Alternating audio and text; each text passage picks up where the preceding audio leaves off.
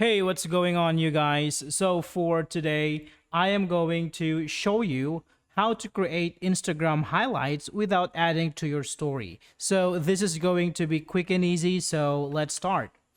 So, first, here, let's go ahead and open up Instagram.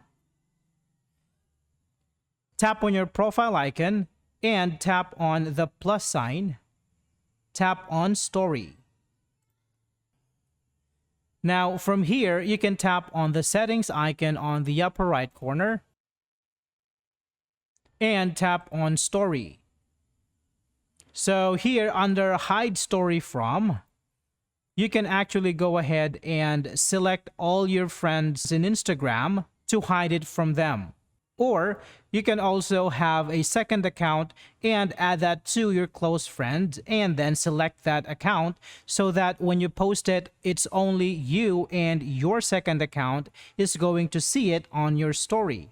Now, doing so, no one can actually see your story, but you can choose that picture to be your highlight. So that's it for this video, guys. I hope you find this helpful. Thank you so much for watching, and I will see you in the next one.